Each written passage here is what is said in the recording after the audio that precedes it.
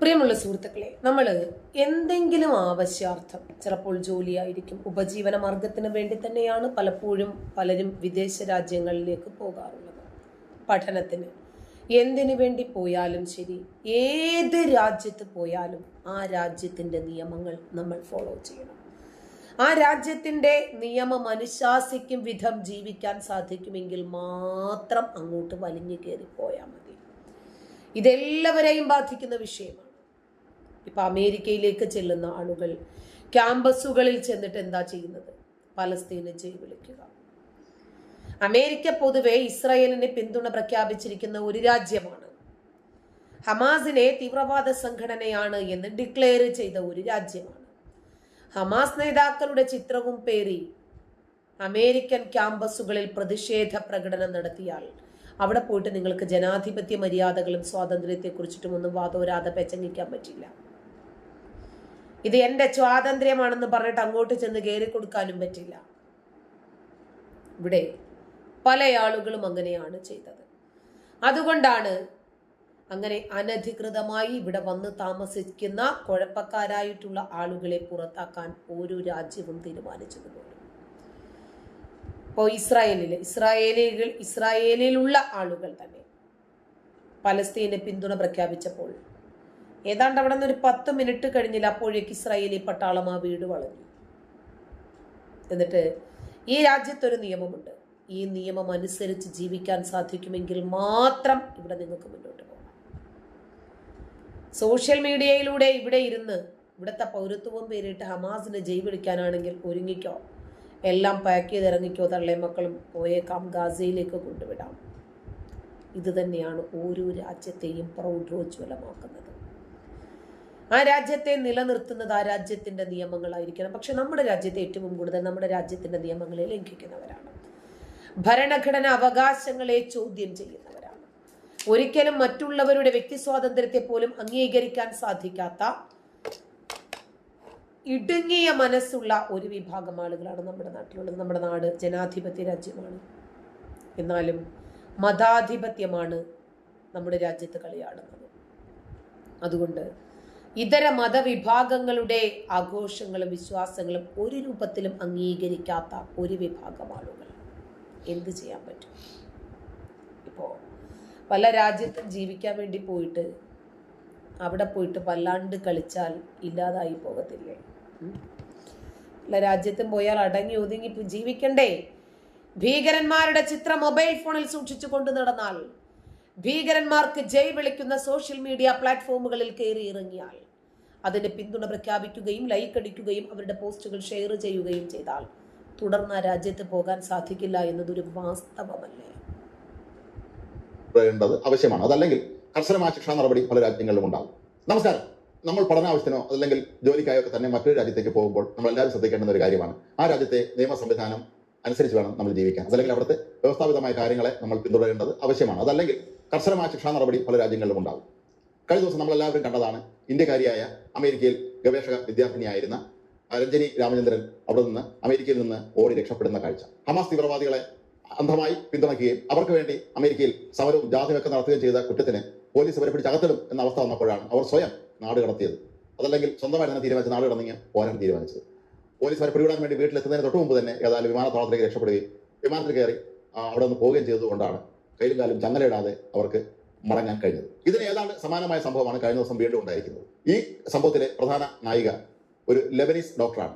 ലെബനിൽ നിന്ന് അമേരിക്കയിൽ ഉപരിപഠനത്തിനായി എത്തിയ വ്യക്തിയാണ് ഇവർ. ഡോക്ടർ റാഷ അലവിഹി എന്നാണ് അവരുടെ പേര്. ഇവരെ കഴിഞ്ഞ ദിവസം അമേരിക്ക നാട് കടത്തിയിരുന്നു. ഇതിന് കാരണമായി അമേരിക്ക വെളിപ്പെടുത്തിയത് ഇവരുടെ മൊബൈലിൽ ഹിസ്ബുള്ളയുടെ തലവനായിരുന്ന ഹസൻ നസ്രള്ളയുടെ ചിത്രങ്ങളും ഇയാളുമായി ബന്ധപ്പെട്ട പല തീവ്രവാദ നേതാക്കളുടെയും വിശദാംശങ്ങളും ചിത്രങ്ങളും എല്ലാം ഉണ്ടായിരുന്നു എന്നായിരുന്നു. റോഡ് ഐലൻഡിൽ നമ്മുടെ രാജ്യത്ത്, നമ്മുടെ ഈ കൊച്ചു കേരളക്കരയിലാണ്, പാലക്കാട് തൃത്താലയിൽ ഇതേ വ്യക്തികളുടെ തന്നെ, ഇതിനകത്ത് പിന്നെ ഇസ്മായിൽ ഹനിയെയും അതുപോലെ യഹിയ സിൻവാറിന്റെയും ഒക്കെ ചിത്രം കൂടി ഉണ്ടായിരുന്നു എന്നുള്ളതേ ഉള്ളൂ.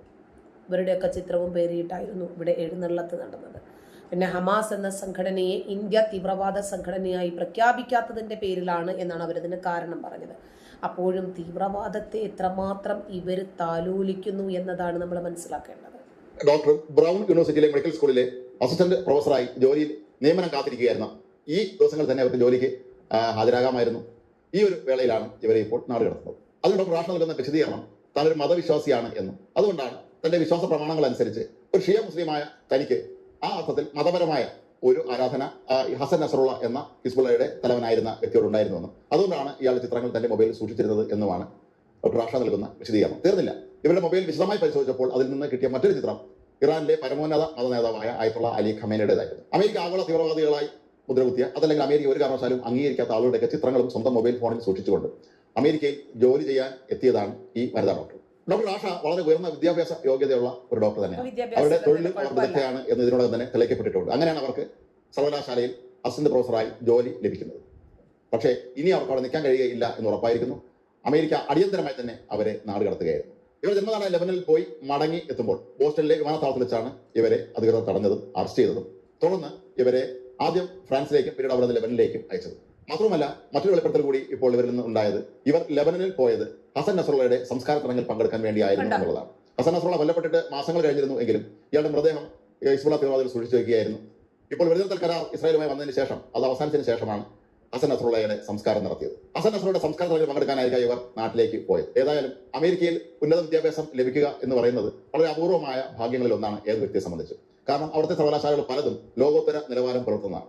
അവിടെ അഡ്മിഷൻ ലഭിച്ചു കഴിഞ്ഞാലും ഇത്തരത്തിലുള്ള തീവ്രവാദ സംഘടനകൾക്ക് വേണ്ടി പ്രവർത്തിക്കുകയും അവരുടെ നേതാക്കളെ ആരാധിക്കുകയൊക്കെ ചെയ്യുന്ന വ്യക്തികളെ പിടികൂടാൻ അമേരിക്കയുടെ കൈവശം ഒരുപാട് സാങ്കേതിക വിദ്യകളുണ്ട് എന്ന കാര്യം ഇവർ പലപ്പോഴും മറന്നു പോകുന്നു എന്നുള്ളതാണ് സത്യം. മാത്രമല്ല ജോ ബൈഡന്റെ കാലത്തെ പോലെ അത്ര ഉദാരമായ നയങ്ങളല്ല ട്രംപ് പിന്തുടരുന്നത് എന്നുള്ളത് കൊണ്ട് തന്നെ പിടി വീണാൽ നാട്ടിലേക്ക് അടിയന്തരമായി നാട് കടത്തും എന്നുള്ളത് 100% ഉറപ്പാണ്. അതല്ലെങ്കിൽ കുറെ നാൾ ഏതെങ്കിലും ജയിലിൽ കിടക്കേണ്ടി വരും. ഏതായാലും ഇന്ത്യക്കാരി രഞ്ജനി ശ്രീനിവാസൻ ചെയ്തതുപോലെ സ്വയം ഓടി രക്ഷപ്പെടാൻ ഇവർക്ക് കഴിഞ്ഞില്ല. പോലീസ് പിടിയിലാവുകയും ഇവരെ തിരികെ നാട്ടിലേക്ക് നാട് കടത്തുകയും ചെയ്തു. ഏതായാലും ഈ വനിതാ ഡോക്ടറുടെ അറസ്റ്റിൽ പ്രതിഷേധിച്ച് അവരുടെ സഹപ്രവർത്തകരും മറ്റും അമേരിക്കയിൽ സമാധാനപരമായ പ്രതിഷേധമൊക്കെ നടത്തുന്നുണ്ടെങ്കിൽ പോലും അവർക്കൊന്നും ചെയ്യാൻ കഴിയുകയില്ല എന്നുള്ളത് ഉറപ്പാണ്. ഇനിയുള്ള കാലം ഡോക്ടർ റാഷയ്ക്ക് സ്വന്തം നാടായ ലെബനനിൽ വേണമെങ്കിൽ ഒരു ഡോക്ടറായി പ്രാക്ടീസ് ചെയ്യാം. അവിടുത്തെ സ്ഥിതി നമുക്ക് നന്നായിട്ട് അറിയാം. ഹിസ്ബുള്ള തീവ്രവാദികൾ ഒരു രാജ്യത്തെ എങ്ങനെയെല്ലാം നശിപ്പിക്കാൻ കഴിയുമോ അങ്ങനെയെല്ലാം നശിപ്പിച്ച അവസ്ഥയിലാണ് ഇപ്പോൾ ലെബനൻ ഉള്ളത്. ഒരു കാലത്ത് കിഴക്കിന്റെ സ്വിറ്റ്സർലൻഡ് എന്നറിയപ്പെടുന്ന ആ രാജ്യം നാളെ തകർന്നു തരിപ്പണമായിരിക്കും. അത്തരത്തിലുള്ള രാജ്യത്ത് നിന്ന് ഇത്രയും പ്രശസ്തമായ ഒരു സ്ഥാപനത്തിൽ അസിസ്റ്റന്റ് പ്രൊഫസറായി ജോലി കിട്ടി അതിനു മുന്നേ ഉന്നത വിദ്യാഭ്യാസമൊക്കെ നൽകി അമേരിക്കയിലെത്തിയ ഒരു വനിതാ ഡോക്ടർക്ക് ഇത്തരത്തിലുള്ള തീവ്രവാദികളോട് തോന്നുന്ന ഈ ഒരു സ്നേഹം പലർക്കും നാളെ വലിയ ദുരിതമാകാൻ തന്നെയാണ് സാധ്യത. വേറൊരു വിഷയമുണ്ട്. വിദ്യാഭ്യാസം ഉണ്ട് എന്ന് കരുതി ഇവരൊരു വിവരമുള്ള സ്ത്രീയാണ് എന്ന് പറയാൻ പറ്റില്ല. ഇവരുടെ ഉള്ളിൽ കിടക്കുന്നത് എന്താണ്? മതമാണ്. ഹിസ്ബുള്ള തീവ്രവാദികൾ ലെബനനിലെ സ്ത്രീകൾക്ക് നൽകുന്ന സ്വാതന്ത്ര്യം നമുക്കറിയാം. മുസ്ലിം സ്ത്രീകളുടെ പിന്നാലെ ഡിജിറ്റൽ ക്യാമറയുമായി നടക്കുകയാണ് സദാചാര പോലീസ്. ഒരു സ്ത്രീക്ക് പിന്നാലെ 4-5 സദാചാര പോലീസാണ് നടക്കുന്നത്. അവരെവിടെ പോകുന്നു? അതോ കറുത്ത ചാക്കിനകത്ത് ഇറക്കി നിർത്തി മൂടിക്കെട്ടിയിട്ടാണ് ഈ വിടുന്നത്. എന്നിട്ട് പോലും അവർക്ക് സ്വാതന്ത്ര്യമില്ല.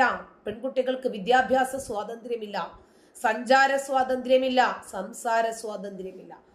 ആ രാജ്യത്ത് നിന്ന് അമേരിക്കയിലെത്തി എത്ര വേണമെങ്കിലും പഠിക്കാനും ജോലി ചെയ്യാനും അഭിപ്രായത്തിനും ഒക്കെ സ്വാതന്ത്ര്യം നൽകിയപ്പോൾ ഇവരുടെ രാജ്യത്ത് സ്ത്രീകളെ അടിച്ചമർത്തുന്ന നേതാക്കന്മാരോടാണ് ഇവർക്ക് പ്രിയമെങ്കിൽ ഇവരെ തിരിച്ചങ്ങോട്ട് തന്നെയല്ലേ പറഞ്ഞു വിടേണ്ടത്? അമേരിക്ക എടുത്ത നയത്തിൽ, തീരുമാനത്തിൽ, അഭിപ്രായത്തിൽ, നടപടിയിൽ എന്താണ് തെറ്റ്? ഇത് തന്നെയാണ് ചെയ്യേണ്ടത്. ഇപ്പോൾ സിറിയയിൽ നിന്നും പുറത്താക്കപ്പെട്ട, അഫ്ഗാനിൽ നിന്നും പുറത്താക്കപ്പെട്ട കുറച്ച് അഭയാർത്ഥികൾ അവര് യൂറോപ്പിലെത്തുന്നു. അവിടെ എത്തുന്നത് അവരെന്തുകൊണ്ടാ? അവരുടെ തലയിൽ അവരെ പുറത്താക്കിയ ഈ മതചിന്തയുണ്ട്. അവരെ പുറത്താകാൻ കാരണം അവരുടെ രാജ്യത്ത് മതം വരിഞ്ഞു മുറുക്കപ്പെട്ടപ്പോഴാണ്. പക്ഷെ അവർ മറ്റൊരു രാജ്യത്തേക്ക് ചേക്കേറിയപ്പോൾ ആ മതചിന്തയുമായിട്ടാണ് അങ്ങോട്ടും വലിഞ്ഞു കയറിപ്പോയത്. അപ്പോൾ അതേ രീതി തന്നെ അവർ അവിടെയും ഫോളോ ചെയ്യാൻ ശ്രമിക്കുമ്പോൾ മര്യാദയ്ക്ക് ജീവിക്കുന്ന ആളുകൾ കൂടി അവിടെ നിന്നും ചവിട്ടി പുറത്താക്കപ്പെടും. വിദ്യാഭ്യാസം ഉണ്ടായിട്ട് കാര്യമുണ്ടോ? മദ്രസ ബുദ്ധിയും മദ്രസയുടെ തലച്ചോറും വെച്ചുകൊണ്ടാണ് നടക്കുന്നതെങ്കിൽ വിവരം തൊട്ട് തീണ്ടുപോയി ഐറ്റങ്ങൾക്ക്. നന്ദി.